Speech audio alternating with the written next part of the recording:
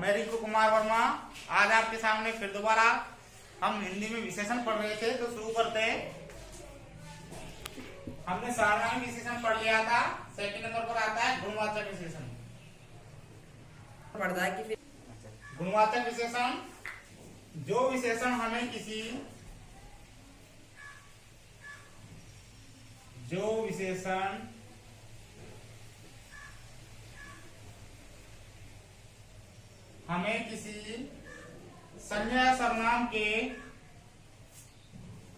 संज्ञा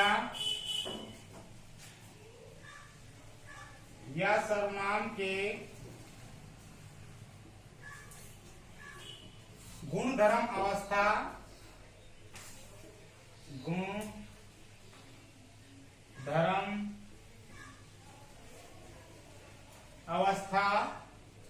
दोष आकार स्वभाव लंबाई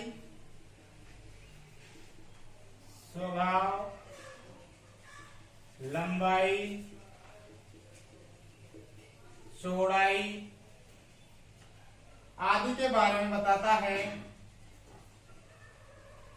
आदि के बारे में बताता है।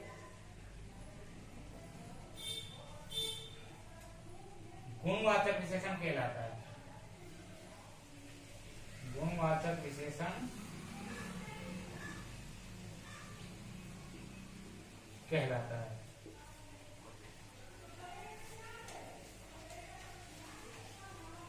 तो देखिए दोस्तों, गुणवाचक विशेषण क्या होता है? जो विशेषण हमें किसी संज्ञा या सर्वनाम के गुण धर्म अवस्था दोष आकार स्वभाव लंबाई चौड़ाई आदि के बारे में बताते हैं, गुणवाचक विशेषण कहलाते हैं।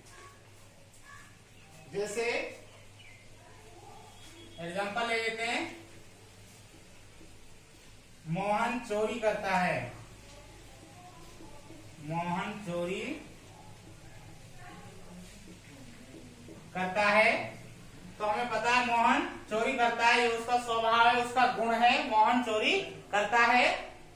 नेक्स्ट ले लेते हैं, सुमन दयालु है।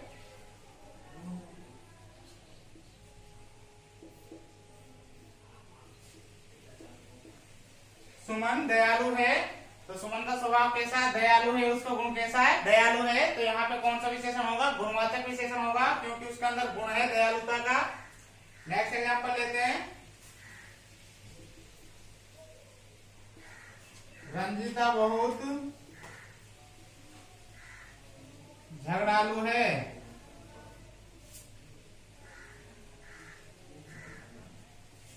एक और देखते हैं, कृष्ण काला है। कृष्ण काला है, कृष्ण का रंग कैसा है? काला है। तो आकार स्वरूप जो भी सारे आते हैं, किसमें आते हैं? गुणवाचक में आते हैं, और जो उनकी विशेषता बताई जाती है गुणवाचक विशेषण कहलाते हैं। नेक्स्ट देखते हैं आगे,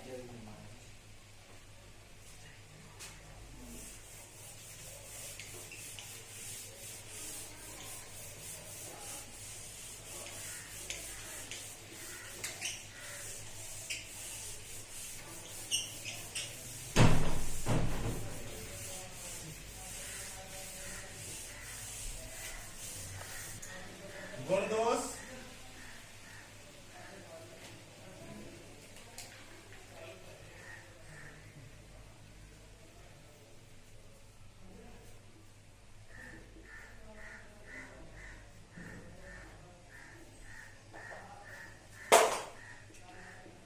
गुण दोष। तो गुण दोष में क्या क्या आते हैं दोस्तों? देखो, सच्चा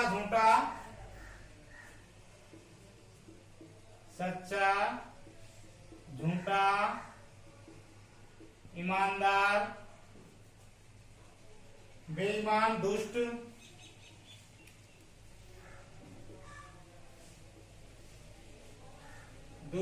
दानी कृपण भला बुरा कृपण भला बुरा विनम्र दयालु,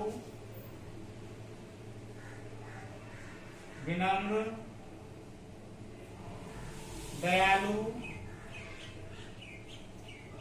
क्रोधी आदि। तो दोस्तों जहां ये वर्ड आते हैं, सच्चा है, झूठा है, ईमानदार है, बेईमान, दुष्ट, दानी, वहां पे गुणवाचक विशेषण होता है, क्योंकि ये उनके गुण की विवेचना की जाती है, इसलिए वहां पे गुणवाचक विशेषण होता है। नेक्स्ट है रंग रूप।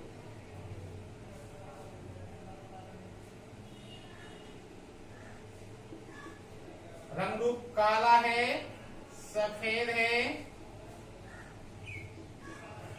गोरा है, लाल है, बलवा आदि। जहां पे रंग रूप की विवेचना हो जाती है वहां पे भी गुणवाचक विशेषण होता है, ये ध्यान रखना है। नेक्स्ट है आकार प्रकार।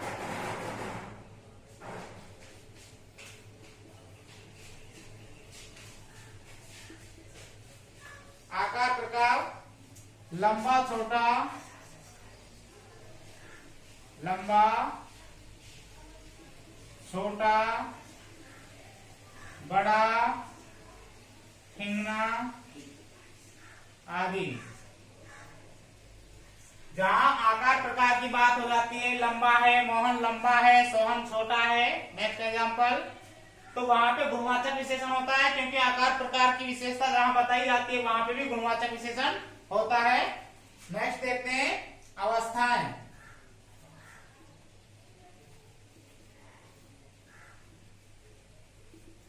अवस्था देखिए दोस्तों, शैशव है,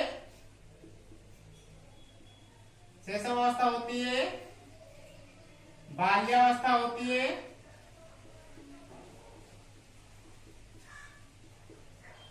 किशोरावस्था होती है, युवा अवस्था होती है आदि। जहां पे अवस्थाओं की बात चलती है, अवस्थाओं की विवेचना होती है, वहां पे भी गुणवाचक विशेषण होता है। नेक्स्ट है देशकाल।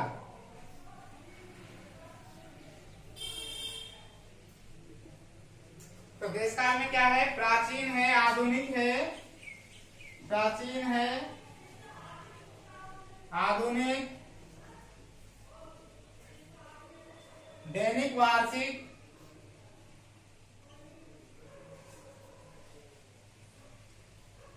आदि। जहां पे देशकाल यानी प्राचीन, नया है, आधुनिक है, दैनिक है, वार्षिक है, ये सारे जहां जिनकी विवेचना होती है वहां पे गुणवाचक विशेषण होता है। ये सारे इसलिए लिखा रहे हैं दोस्तों क्योंकि इससे आपको पता चल जाए कि गुणवाचक विशेषण कहाँ कहाँ पे होता है, किन किन शब्दों में गुणवाचक विशेषण की विवेचना होती है। नेक्स्ट है गंध।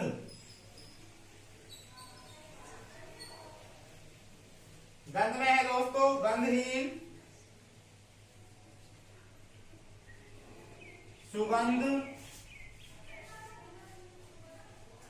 दुर्गंध, खुशबूदार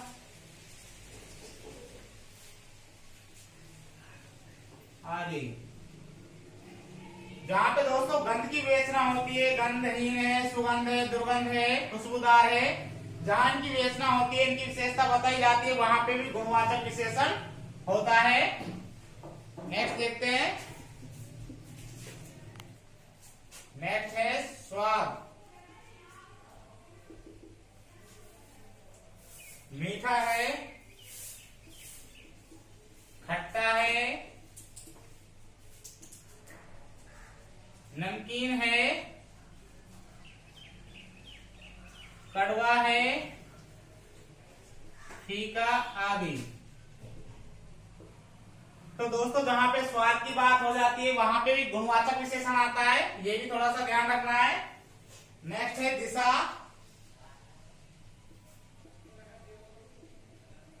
उत्तर, पश्चिम,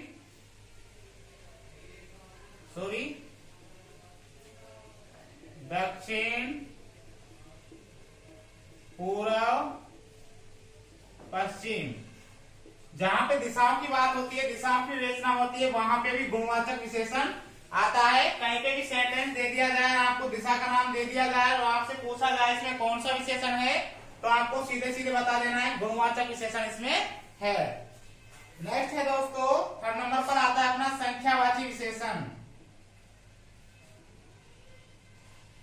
संख्यावाची विशेषण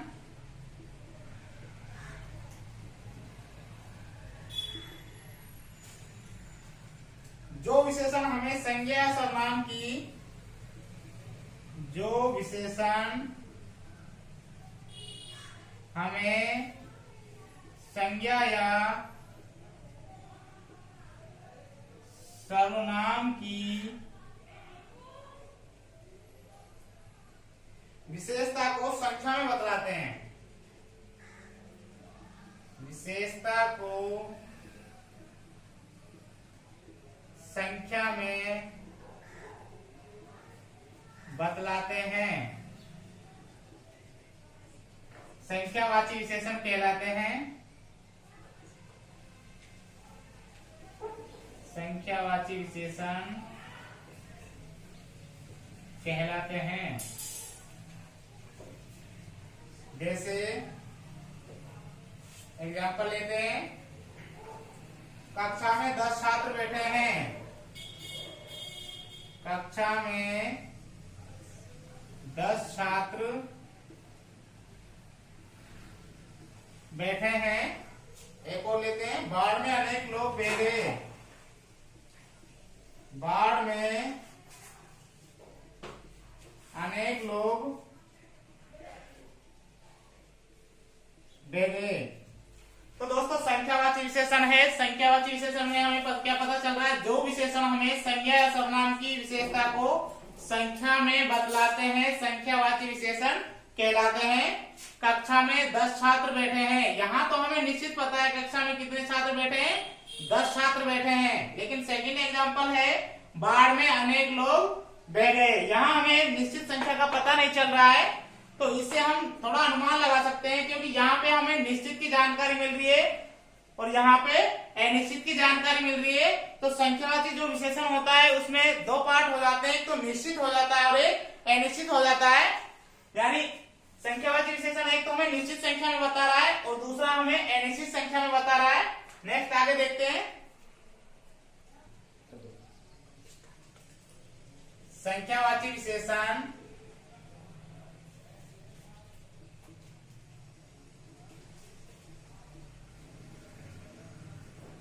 दो प्रकार के होते हैं।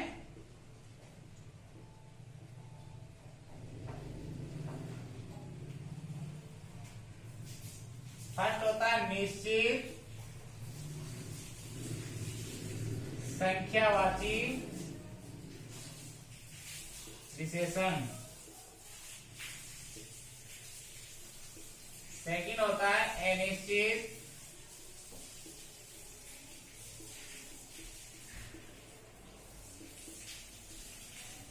संख्यावाची विशेषण।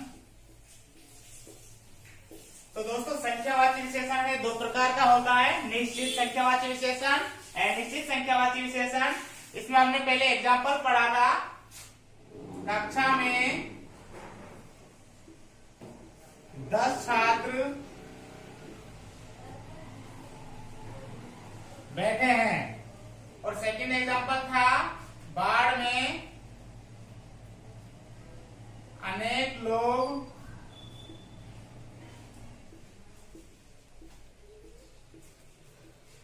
बह गए। तो यहाँ पे कक्षा में 10 छात्र बैठे हैं, तो इससे आप थोड़ा सा अनुमान लगा सकते हो कैसा है। हमें पता है कक्षा में कितने छात्र बैठे हैं, 10 छात्र बैठे हैं, तो हमें निश्चित बात की जानकारी मिल रही है। तो ये कौन सा हो जाएगा, निश्चित संख्यावाची विशेषण, क्योंकि हमें निश्चित जानकारी मिल रही है कक्षा में 10 ही छात्र हैं, ज्यादा नहीं है। बाढ़ में अनेक लोग बह गए, तो बाढ़ में कितने लोग बह गए, अनेक बह गए, हमें उनकी संख्या का पता नहीं है, तो इसलिए अनिश्चित जानकारी मिल रही है। यहाँ पे हो जाएगा अनिश्चित संख्यावाची विशेषण। तो तो दोस्तों यहाँ से आगे अपन कल पढ़ेंगे। हमारी वीडियो को लाइक करें, शेयर करें, सब्सक्राइब जरूर करें। धन्यवाद।